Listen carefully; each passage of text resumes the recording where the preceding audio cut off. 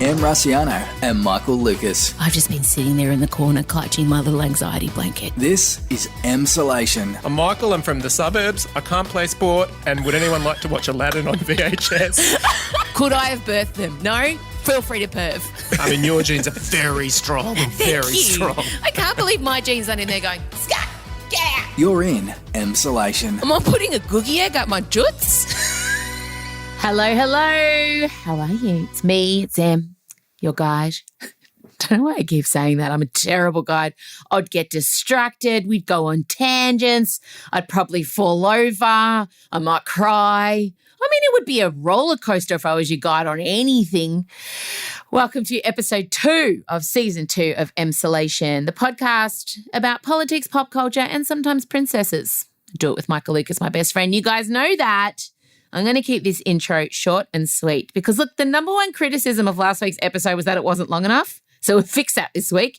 It's a bumper edition, probably going to hit around 50 minutes. So hopefully that gets you to and from work, or gets you through the pile of washing, or it gets you out on your power walk.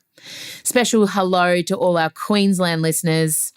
We'll get you through lockdown, darlings. Eke us out if you need to. You can do it. I mean, you know, as someone who did 4 months, you can do a few days. I promise you. It's not a competition, but we would win. But I'm very sorry for you, but we would win. But it's shit.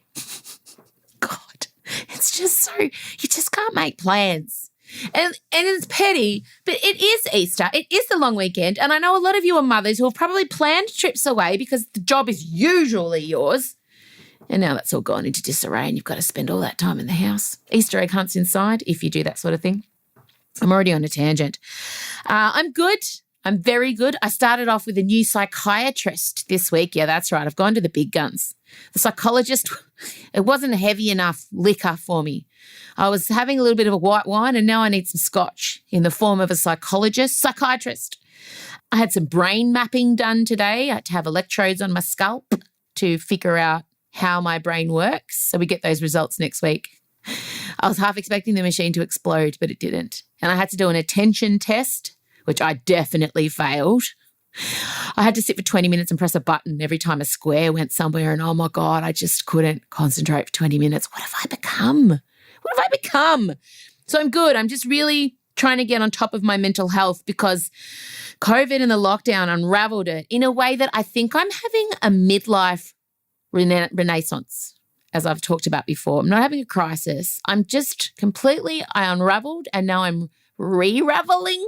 Now I'm rebuilding myself mentally in the correct way with no Band-Aids, you know, no gaping holes sewn up with hope and floss, just doing it right, getting it right. And I feel really powerful about it. I don't feel weak or embarrassed. I feel like powerful that I'm taking control of my brain. All right, that's enough. Right now, you're about to hear me review Hamilton. Did you guys know that I saw Hamilton on the weekend? Did I mention that at all? Did I tell you? So we do that. We also discuss a film clip by Lil Nas X. It's a stunning visual smorgasbord. It's a 3 acts. If you haven't seen it, maybe it might help you to watch it. If you pause it now and just bring it up on your phone. It's called Call Me By Your Name, Lil Nas X. Just go watch it. Maybe don't watch it around anyone under 15. That's just your choice, whatever.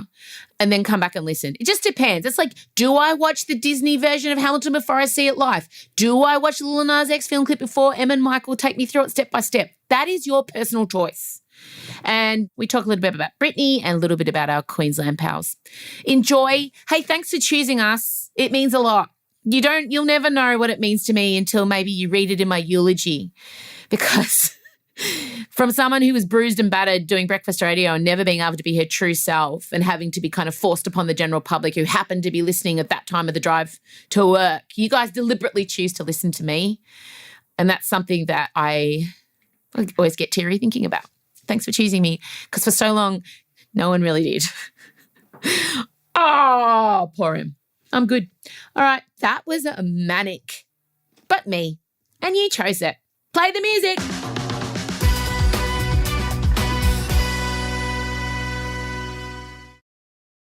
Em Rusciano and Michael Lucas. This is Emsolation. All right, Michael Lucas, we didn't know if we should address it first or last, but I did attend. I mean, I don't know if you're aware. I don't know if anyone's aware. I kept it on the DL. I did attend the Australian premiere of Hamilton on the weekend. You were very restrained about it. Just dropped a couple of references. Didn't even tell a soul. You know, I just didn't want to make a big deal about it. Didn't want to. Yeah, I went. I mean, and it lived up to everything I wanted, I have to tell you, in terms of matching my anticipation, because often for me, the lead up to events is far more exciting than the actual event itself. You know, dress up parties, any kind of social outing, planning the outfit and the theme. I much more enjoy that part than actually sitting there and doing the thing. Another 10 years, we're going to skip the events altogether, I can say. We'll just do the preparations. In fact, there's no reason right now why we might as well tell each other we're going to the Oscars and then get all the prep, do all the makeup, take the pictures, and then just change into tracksuits and watch it on the couch. There's no event that you and I can't get the most out of, considering we don't actually have to go. That is so true. And that's such a good idea for us to start doing that. And the relief of looking at each other once we're all done up and a bit drunk from getting ready and going, do you want to just stay home? Yes. You always wanted to run in a gold medal event in an Olympics. Well, we'll just prep. I'll be there. I'll make the signs. We'll get everything all ready, take a selfie, then get changed. We're so old. My friend Ruben said to me last night, there's 3 acts in a performing woman's life, and it's ingenue, mother, and then turban and monocle. I said, oh, wow. I said, can I just express to turban and monocle, please? Like, is that a thing? Yeah. Turban and monocle, that's us very shortly. To be honest, I think there were already elements of turban and monocle in your earlier shows.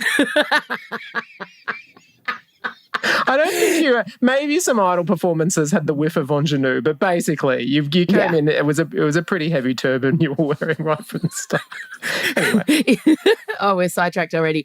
So, I don't know where to begin. The red carpet, all right, my shoes kept falling off because I was wearing stockings because I couldn't be bothered fake tanning my legs. And I saw that Beyonce wore stockings to the Grammys. She wore black opaques. And I said, right, well, if it's okay for Beyonce, it's okay for Emmy. That's the rule. That's how we live our lives. Didn't have to shave my legs. I mean, there were spikes poking through, but the cameras didn't pick up on that on the red carpet. So Chella was effortlessly age-appropriate, beautiful. Her kind of theme and vibe was like West Side Story, a little bit of Senorita, red, curvaceous vibes. What is age-appropriate for Chella? Because she's 19. What do you mean by that? Is it because she was like slightly more innocent, a bit more dreamy and kind of... No. I mean in terms of sometimes you see, you know, when there's young actresses, they dress them like 50-year-old women. Oh, that is so true. Do you know what I mean? Yeah. Runaway stars that come out and you're like, are you 45? Yeah. Age appropriate just by that she looked 19. She didn't look like she was trying to dress up like her mum. It was perfect. She played it perfectly. She picked it. I was more dressed up as though the theme was Star Trek, sexy captain infiltrating alien world. That was more my vibe. You kind of reminded me a little bit of, there's a bit in the Toxic video clip, most guys would know this, when Britney comes out as the air hostess, and there was a slight vibe of that to what you're doing, like Interstellar air hostess too, I would say. Sharp shoulders. Oh, yeah, very sharp. Balancing the hips, as my nana would say. So that was fine. I got through it, had my photo taken, did some spins. We got inside. Oh, Richard Wilkins. I saw Richard Wilkins have a bit of a meltdown on the red carpet, and there is video and photo footage of him cracking it, Dickie cracking it, because everyone was going to Ange Bishop and bypassing him. What? It was amazing. When Dickie's on a red carpet, he deserves his moment, I think. I agree. And he kept saying to his producer, what's going on? And there's incredible footage and photos of him just snarling at Angela Bishop, who I spoke to after, and I had a long conversation with Bronwyn Bishop. Oh, my God. Oh, my God. And Jay Bish was on the red carpet in this sherbet sequin frock, Julie Bishop, with long blonde hair and her hot, tight man piece, whatever his name is. She looked $1,000,000. I'll say it again. I disagree with all of her politics, but Jesus Christ, she knows how to do a red carpet. Oh. God. Yeah. she just looked phenomenal. I mean, saw it the end of her political career was far too premature and disappointing, but the upside is she can achieve her obvious next goal of being a red carpet absolute staple and style maven. But, and this was amazing, Gladys Berejiklian did the red carpet, right? Oh, I saw. And she had front and center an original black, large Gigi Gucci Maman handbag, which would set you back about $5,000. Only the uneducated eye would know that. Front and center of her outfit. And I was like, that's a statement. When JobKeeper is ending for most people in the country, Gladys is rocked up with a Gucci, and not just casually slung over the shoulder, held as though a firstborn child. Presented to the cameras. And I said to Chella, Jesus, Gladys has got a gooch front and centre. Look, that's her personal stimulus check. She's right there.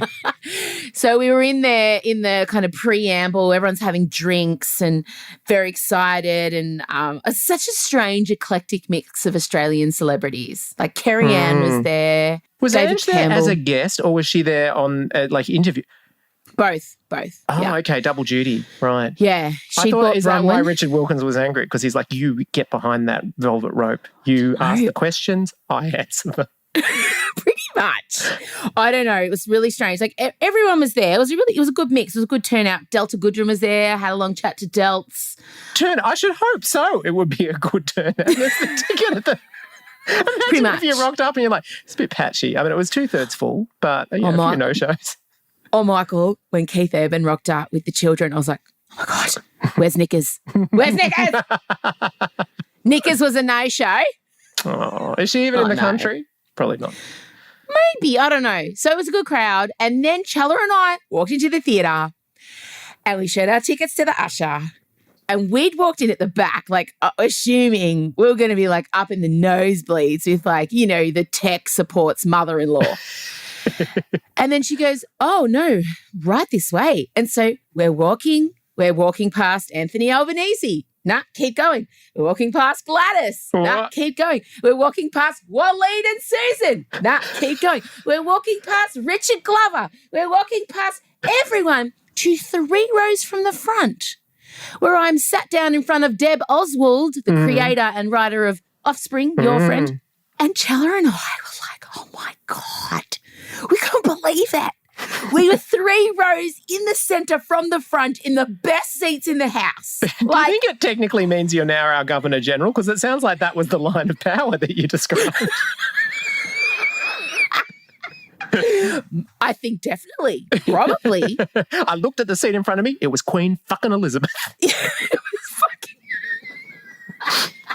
It was so exciting. And then, God, the show started. That dun, dun, dun, dun, dun, dun, oh. And then my friend Lyndon Watts came out playing Burr. The best role. The best role. And the show began, and I instantly felt held by the cast. I was nervous because obviously I'm so attached to the original recording and I've watched the Disney Plus so much that Disney send welfare emails to check I'm okay. And I felt held and supported and confident in this young, brilliant Australian/New Zealander cast. Antipodean cast. Antipodean, yes. It was incredible to see all the performers of colour, the Indigenous performers, the Black performers in their rightful spot, because so often in productions, the most talented performers are the BIPOC performers, but they're put in the chorus and the ensemble because there's no roles for them. But to see this group of strong, powerful, the dancing and the singing to all come together. And I was looking around and there was a lot of people of colour in the audience. They really got the invite list right. It was a diverse audience. It wasn't just that rich white crowd from Sydney. It was full of young, hot people of colour, Asian men and women, Italian immigrants' daughters. That's me. It was, spot the old crusty white guy, which I loved. So, You would have been radiating good immigrants get the job done energy, I think. In your I set. screamed that line. Immigrants, we get the job done. Did that get a cheer? Because Yes. when I saw it on Broadway, that got a big cheer. It did get a cheer. All right, ask me questions. You ask me questions. Go. Okay, was Wait for It? I mean, obviously that's one of your favourite shows, and you're friends with that performer. How did you? Did you cry? Were you able to even focus? Like, how did you go? Wait for it. Lyndon plays Burr in a very quiet way, in a quietly confident, elegant way, whereas Leslie Odom Jr., who plays Burr on the Broadway production, is more American, is more brash and in your face. So straight away, it was a different vibe. My one criticism of the show is that the mics were not turned up loud enough. I couldn't That could be a hear teething it. problem, though. They'll fix that. Yeah, I think so, but I couldn't hear it properly. Like I was straining and I was 3 rows from the front. I wanted to hear every spit bubble and breath, and I was just not being able to hear it. So it was great. The most emotional song for me was Burn, though.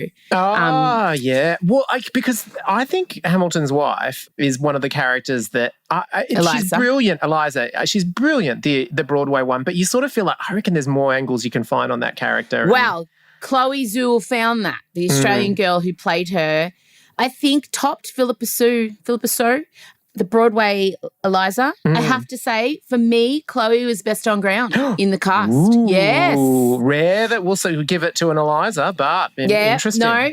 Jason Arrow, who played Hamilton, was incredible. He was the closest to Lin-Manuel, to the original player.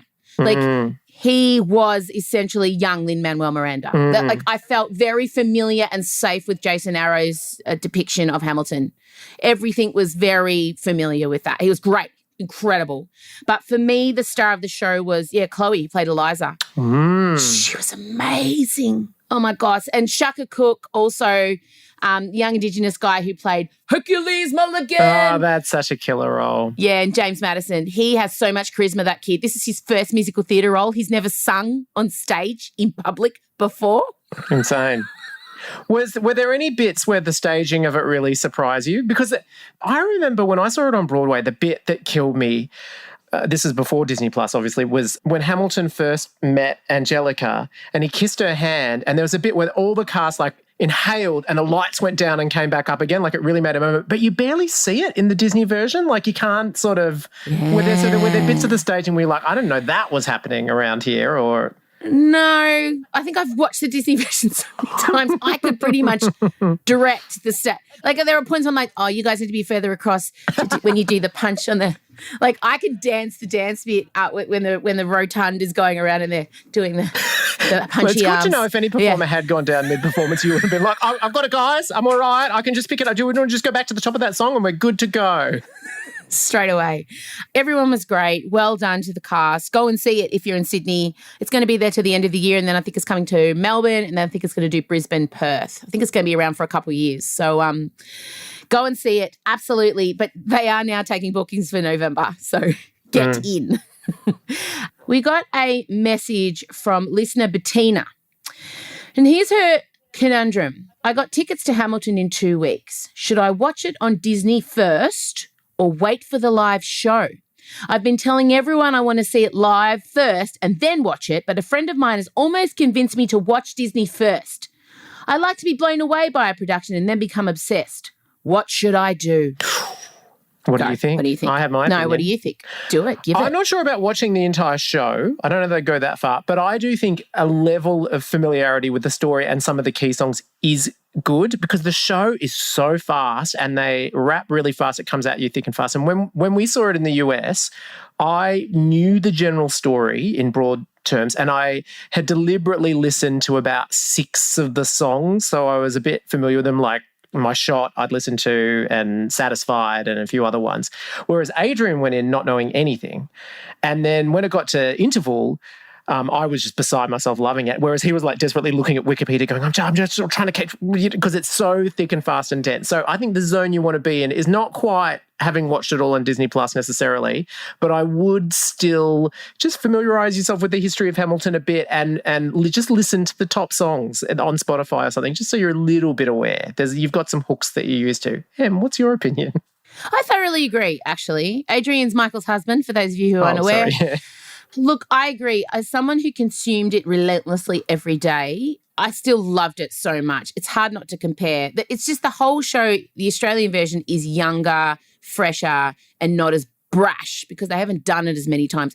We watched the one on Disney Plus that was performed by the original cast that had done it, well over 500 times. So it's a different vibe. So I think you're in danger of, don't watch it, but I would 100% listen to the soundtrack. You will not be let down by the singing in any way in the Australian cast. And it's a very dense storyline, you're right. So go and learn, get a brief understanding of the founding fathers' story. Otherwise, you'll be sitting there going, what? Totally. Who? We don't get taught it in school, so you need to know a bit. No. I don't know. I wish there was a position. I wish you could be some sort of doctor that basically prescribes the perfect conditions for musicals. If someone needed that consulting service, we are so primed. I have so many skills that are useless to real life. Em's mum used to say, she's good at everything that doesn't count. Something like that. Wasn't it? It was really harsh. She's good at everything that doesn't matter. Is what Jenny used to say. 80s parenting. Oh, it's a beautiful thing. But look, you proved her wrong.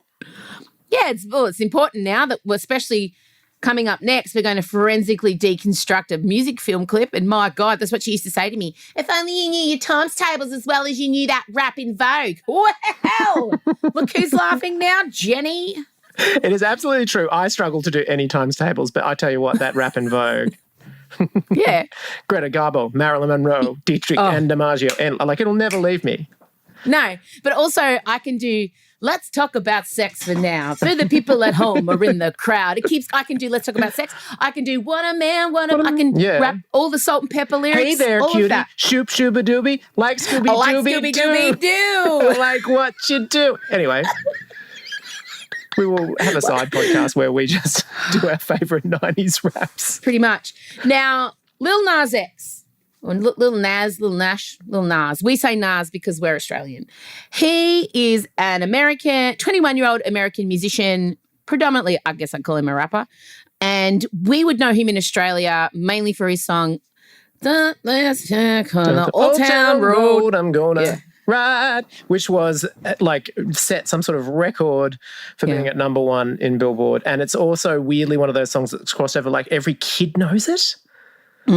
And every grandparent knows it. It really did cross generations, that song. I hated it. Oh, my God. It brought in the country audience and the urban audience and just the general pop audience. So, I mean, I'm surprised there haven't been more attempts to sort of do the same thing, to let's just take some country and then put in some rap and then we'll get every, angle of America. But then the conservative country music audience found out about Lil Nas X and some of them got a bit mad about it.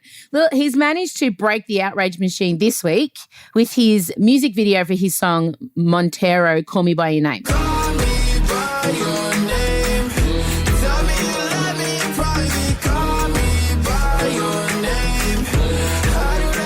And I mean, you sent this to me and I started watching it and in case you haven't picked it up from the way we're talking, Lil Nas X he's a homosexual. He's gay. Oh, yeah. He came out. He's gay. And that is actually still incredibly rare in the rap R&B world. That's still a very sort of straight world and and there are very, very few gay rappers. In fact, I can't think of another one. I mean, I can't think either. But also, for so long, pop artists and R&B artists have been forced, if they are gay, to sing about the opposite sex and pretend. So, first off the bat, this kid is 21 and he's opening the door. Not only is he queer, he's black. Yeah. He's black. He grew up in a church environment and he's completely proud and owning who he is and has a predominantly young audience. So straight away ticking boxes for me. Tick, tick, tick, tick, tick. Tick my boxes. And the music video, I had to have a rest because it was so I was so overstimulated. It's a visual feast. It's 3 acts. Okay. So we open on Lil Nas in the Garden of Eden and he is playing Eve. Yeah. And also the snake. He plays a lot of roles. And then the snake and Eve pash. So Lil Nas pashes himself. It progressed to some licking. Oh, he had sex with himself. Yeah. The snake and Eve. I think he's Eve. It's not quite the Bible you remember. But the main characters are there. Familiar faces. Yeah, and there's temptation. Yeah. Temptation, sinful snake, sex, Eve's glamorous hair, but it's Lil Nas, who's a man. Then he gets punished for the acts in the Garden of the Eden, and we go to the Colosseum, where he's now had a costume change, and he's in like a pink Marie Antoinette wig, and he's being led in by people in the Britney Spears and Justin Timberlake denim suit outfits. He's being led in by those people dressed in that with like Marge Simpson beehives. Also played by him. By Lil Nas. Just imagine those meetings where they're like, okay, who are we going to cast as the cards? And he's like, saying that, maybe, should it be me as well? Like, I just wanted to be involved in the first pitch meeting for this. All right, guys. Can everyone sit down? You got the sticky notes? Yeah. Okay. This is what I'm seeing, guys. Okay. First of all, Garden of Eden. Garden of Eden. We got a snake. We got Eve. We got, some sex between. I'm just thinking Nas is just going to do the whole thing. Are we on board with this? Yeah, great. And then I want to have some Latin written on the tree. It's got to say something provocative. Great. Okay, cool. All right, and then he's got to go to the Colosseum. He's got to be judged. Oh, you know what I reckon the judges should be wearing? I reckon they should be wearing denim. Oh, that's a nice touch. Now I realise that there was an M. Rossiano in this pitch meeting, and she had a lot of coffee and maybe just quietly a bit of gin.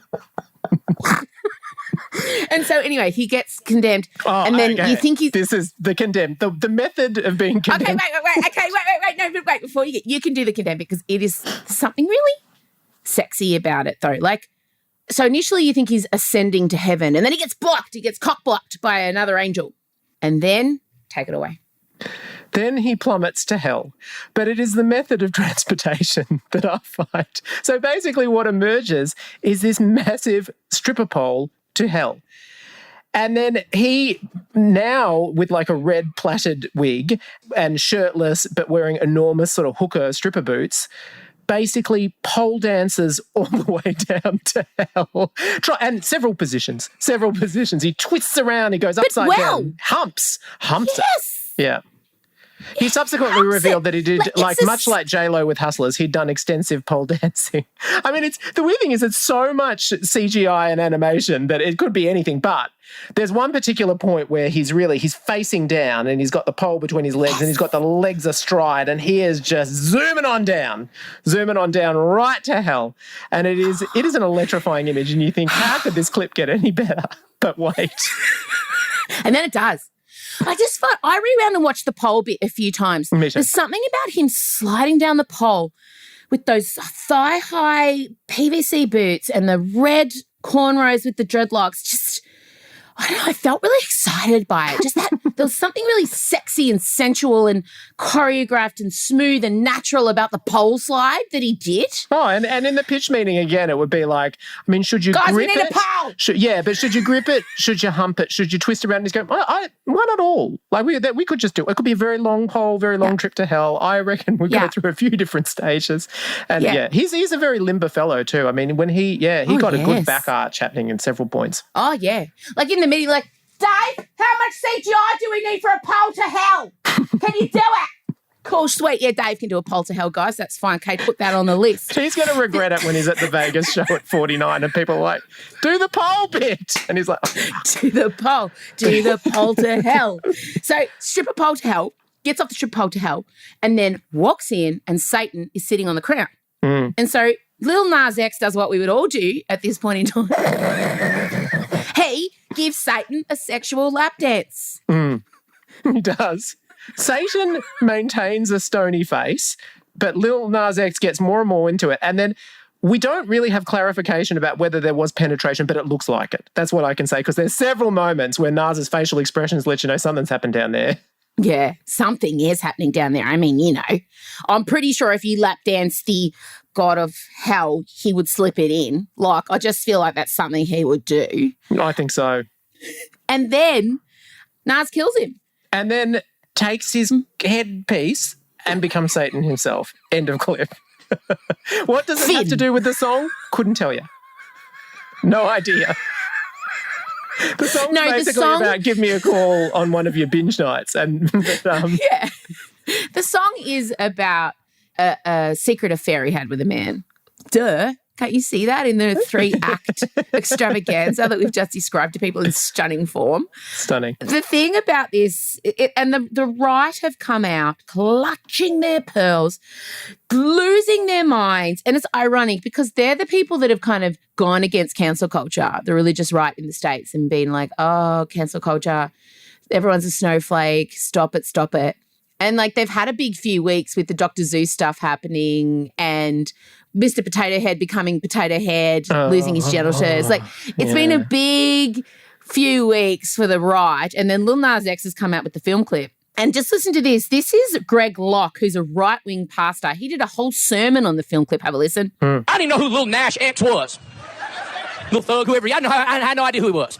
We was riding this morning. Hudson said, well, you know what made him famous? I said, well, he said, he was that horses song. Got my horses and whatever that song. I was like, man, that song's got a cool beat. I'll never be able to listen to it again. Bunch of devil worshiping wicked nonsense. Pentagram wearing on your Nike tennis shoes 666. You think I'm going to stand for that? You've lost your mind. You tell Lil Nash X I said so. Bunch of Satanism, bunch of wickedness, bunch of devilism, bunch of demonism, bunch of psychotic wickedness. So, as you can see, they've got their knickers in a right knot. And he's been absolutely eviscerating them on Twitter. It has been. Have you seen it? Spectacular. Spectacular. His Twitter game is, I mean, he's up there with Cardi B. He just does not miss. And he's so cool. Oh. Yeah. And someone tweeted at him, so you ride down a stripper pole and give Satan a lap dance and you're proud of that? And he just wrote back, yes. And a lot of people keep on saying, kids like Old Town Road. And now you've done... Oh, my God.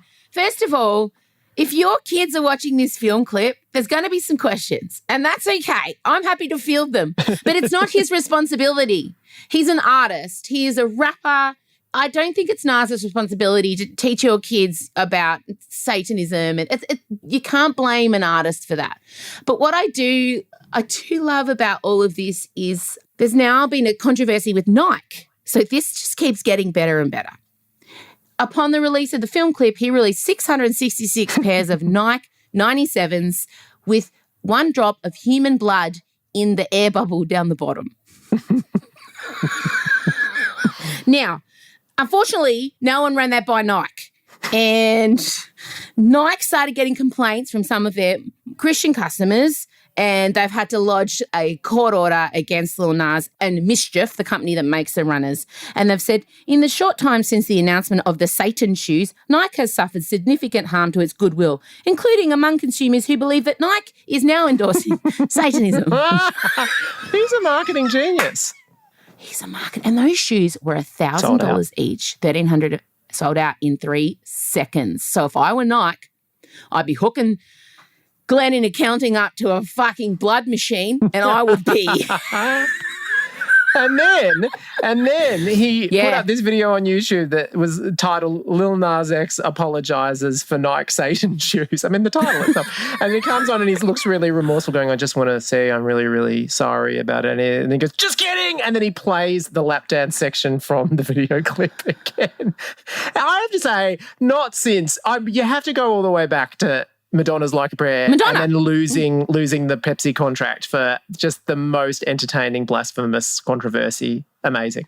I just thought, but he's also like, you guys, I killed Satan. Isn't he your ultimate enemy? Like, shouldn't you be thanking me? What's the problem here? And at the end of the day, if all of it was presented, but it was a woman and it was straight, how much of this would have been stirring up controversy? It would be totally fine. And while we wrap Lil Nas up, I just want to give a shout out to all the history nerds who have come forward and said, this is spectacular. It is clearly deeply researched. The medieval Christian Greco-Roman flavours are spot on for us. Bravo, Lil Nas X. Beautiful. You could study a university course about it, and no doubt one day people will. I love decoding. We've really, from WAP, that was an amazing clip to decode. Watermelon Sugar, we just live to decode smutty video. And often they don't take much decoding. No, but this does come from our obsession with Madonna's film clips. I mean, you and I were brought up on, nourished That's by... right. Justify My Love. I mean, my God, they were the events. that we lived for. Oh, all right. So all of you need to go and watch it if you haven't seen it. We'll pop a bit up online, obviously. But yes, but I just say well done. And just on top line, so many queer black kids who grew up in church being told who they were was fundamentally wrong and they were going to burn in hell. To watch him slide down a stripper pole to said hell and conquer it. What a message. Oh, what a message. And his dad sent him a really beautiful little text that he tweeted that said something like, watched your clip, thought it was really imaginative. Well done, son.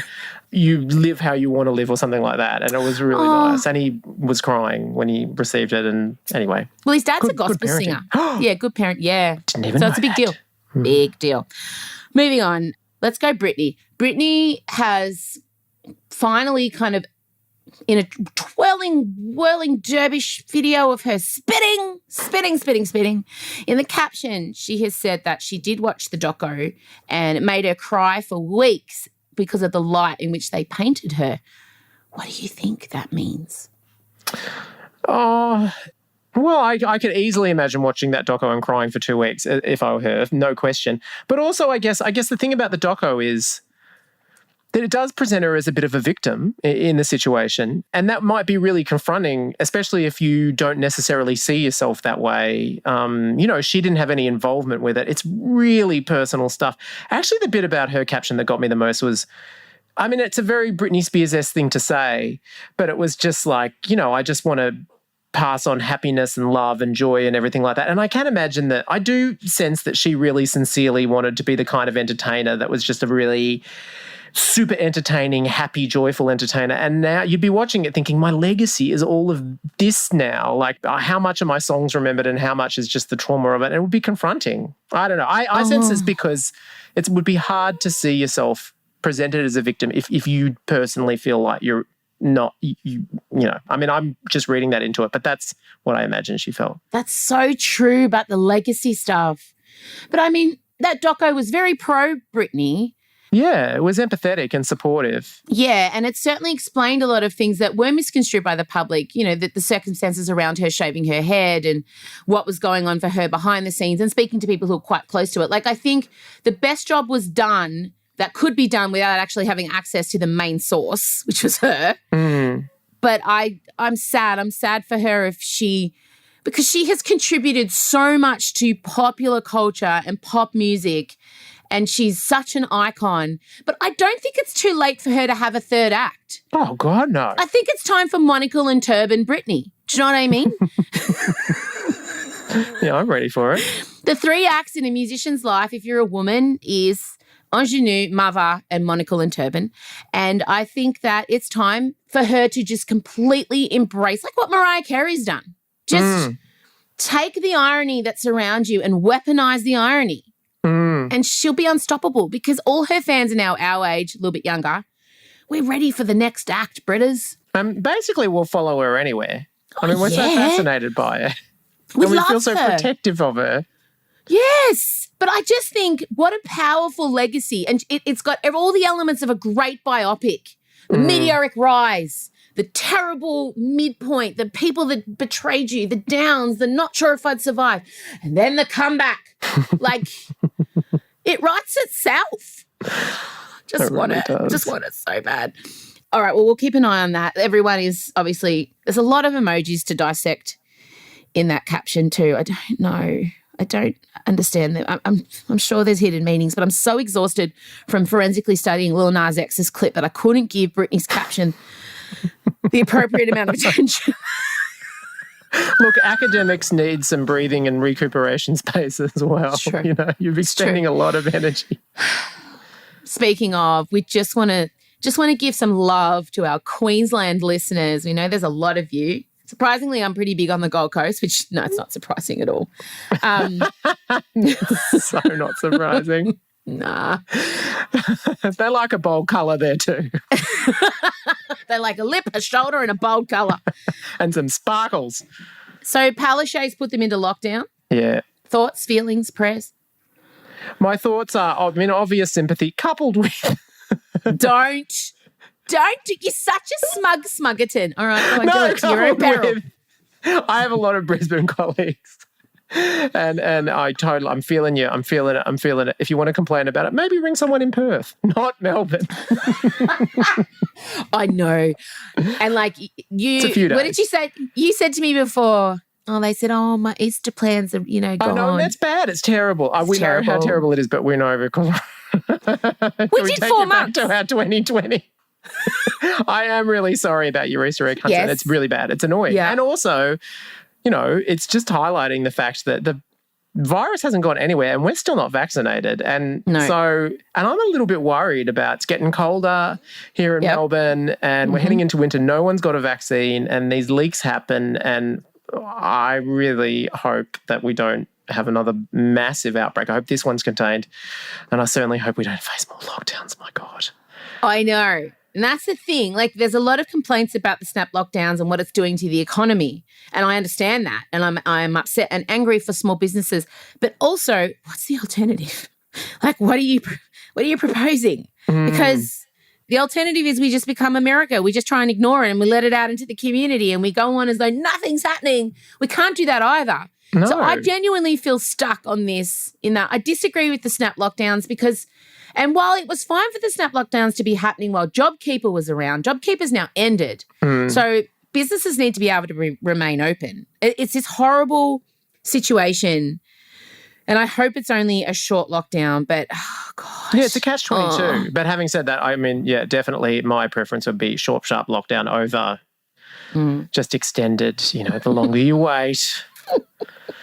God, but it is really painful. And the fact that it happened just before a long weekend sucks. Oh, it does. But also for me, I've just got an email asking me to schedule my tour, my national tour. Yeah. What do I do? Because if I take a whole company to say if we were going to Queensland this weekend, which a Queensland stop is scheduled in, I've got crew members, band members. I've got all these people coming in from Melbourne. They'd be stuck there. I have to pay them a day rate. I also have to pay for all their food and accommodation. I'm screwed because I'm not going to have the show to generate any revenue through tickets. So as a live performer, and there's so many of us, I'm paralysed. And I don't know what you to guys do. are a long way down on the vaccine priority list as well. You won't be getting it maybe until the end of the year if you're lucky. And I've already said if somehow I get offered a vaccine and John Farnham hasn't had his, he can have mine and my dad and my mum. Clearly, that will be the order. The Priority heroic and selfless donation. to John Peter Farnham. But yes, obviously hearts go out to you guys in Queensland. Look, that's it for us today. We've gone everywhere. Jesus. We have. We did Christ. 40 minutes. There was just a lot of pop culture to digest. That's all right because we were used to doing 2 eps a week and now we're doing 1. So there was a bit of complaints that the 35-minute ep last week was too short. So this week's will be longer. It's well, fine. and also that video clip had so many different stages and worlds. We had to cover both the Garden of Eden and hell and the journey in between. We couldn't shortcut it. I'm sorry. If we didn't discuss one of those elements, it would be like discussing 365 DNI without talking about the yacht. Like we just needed to cover it all. Amazing. All right. Well, have a good rest of the day. Yes. And speak to you probably later today, but for all intents and purposes, next week. Next week. All right. All right. Bye. Bye. This is Emsolation. All right. Well, didn't we go some places? Thank you very much for being here. My second show at the Melbourne International Comedy Festival, M. Rusciano, Unplugged and Unleashed, is selling fast. First one sold out in a day. It's in a week's time, Friday, April 9th, 6 p.m, Melbourne Town Hall. Tickets are $54. It's a 75-minute show.